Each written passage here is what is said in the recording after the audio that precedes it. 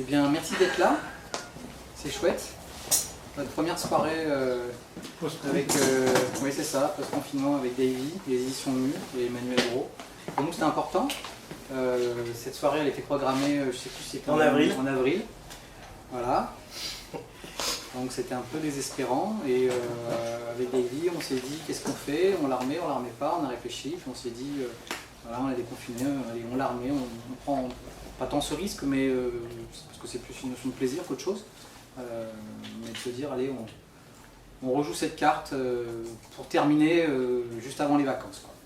Et pour la Virevolte en tout cas c'est important parce que David est devenu un ami et qu'on aime plutôt particulièrement ce qu'il fait, surtout depuis que les choses ont quand même pas mal changé. Donc est-ce que tu pourrais déjà juste, mais même pour moi, nous refaire un peu rapidement un petit historique de Mu? Alors Mu c'est une histoire qui a commencé en 2013. 1er septembre 2013 en fait. C'est une aventure, voilà, j'avais 39 ans, donc la crise de la quarantaine arrivait. Il fallait que je sache... C'était ça ou l'alcool, non? C'était ça ou l'alcool, et finalement j'ai pris les deux. J'ai pris l'édition et l'alcool. J'ai évité les drogues.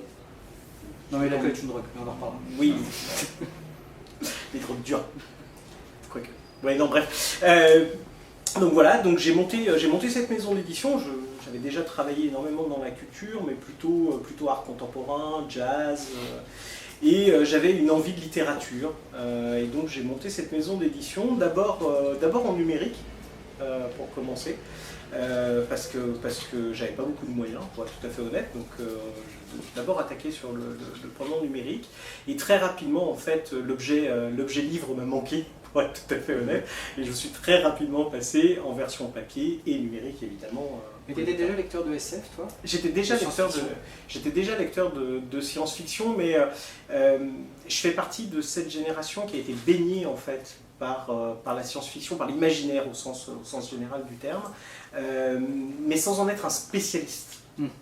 C'est-à-dire qu'on a toujours eu des séries télé, des bouquins, des BD qui abordaient les thématiques de l'imaginaire, mais voilà, je n'étais jamais rentré dedans comme un spécialiste. Je ne me suis jamais spécialisé sur Lovecraft ou sur d'autres grandes figures, Herbert, etc.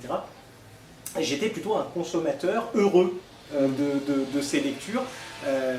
Et puis voilà, donc j'ai attaqué comme ça, et petit à petit effectivement je me suis rapproché d'une littérature qui me ressemble peut-être beaucoup plus, qu'on peut voir effectivement avec Michael Rock, qu'on peut voir avec Nicolas Cartelet, qu'on voit avec Emmanuel Gros. Ce sont ces littératures qui sont hybrides en fait, qui sont celles qu'aujourd'hui finalement on retrouve dans tous les pans de la culture, aussi bien le cinéma, la musique, les arts plastiques, etc., où on va parler de l'humain, on va parler de social, on va parler de politique, et on va y ajouter une notion, un changement de paradigme, un petit pas de côté, qui va nous amener effectivement dans un autre monde, dans une autre dimension, un peu dans le futur, mais à chaque fois pour mieux nous parler de notre présent, pour mieux nous parler de ce qu'on est aujourd'hui, de ce qu'on vit aujourd'hui.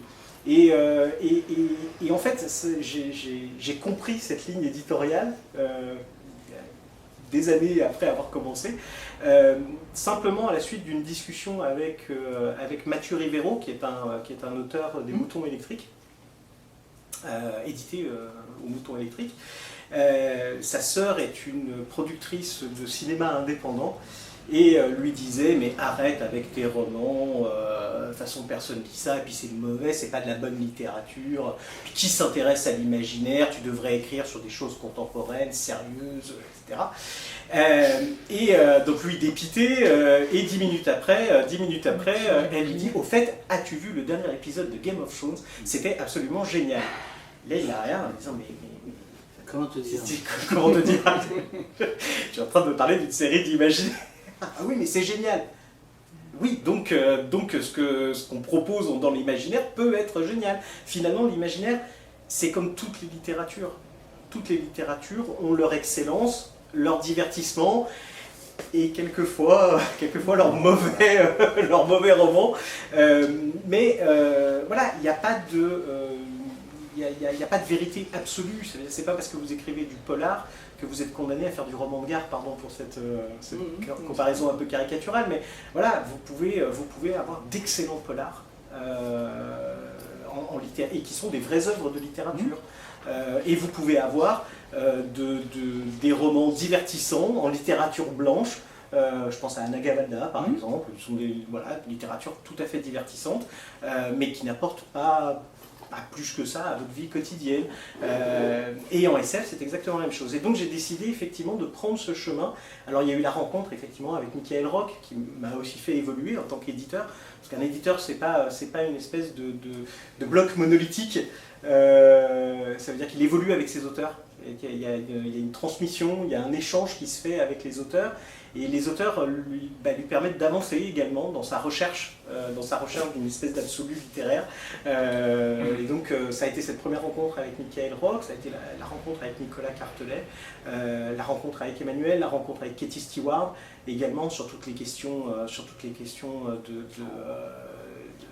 d'Afrique, de Caraïbes, etc.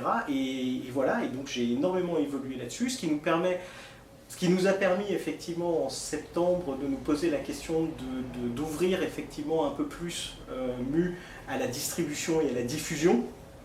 Ce sont des termes un peu techniques, mais qui permettent de rayonner sur quasiment l'ensemble des librairies françaises, ce qui n'était pas le cas précédemment.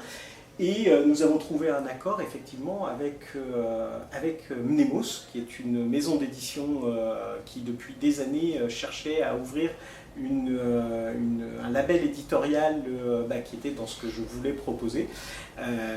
L'accès à la distribution-diffusion coûtant énormément cher, c'était un peu compliqué pour nous d'y aller.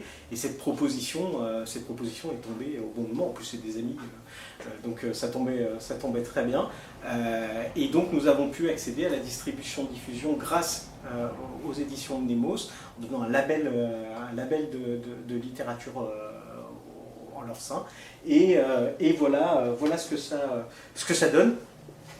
Nos deux premiers bébés qui sont sortis pendant le Covid, enfin qui devaient sortir pendant le Covid. On a eu de la chance parce qu'on a pu décaler la sortie au 15 mai. Mais voilà donc nos deux premiers bébés. Le livre jaune de Michael Rock, que vous voyez ici, et Walter Kurtz était à pied d'Emmanuel Brault, qui est juste à ma gauche.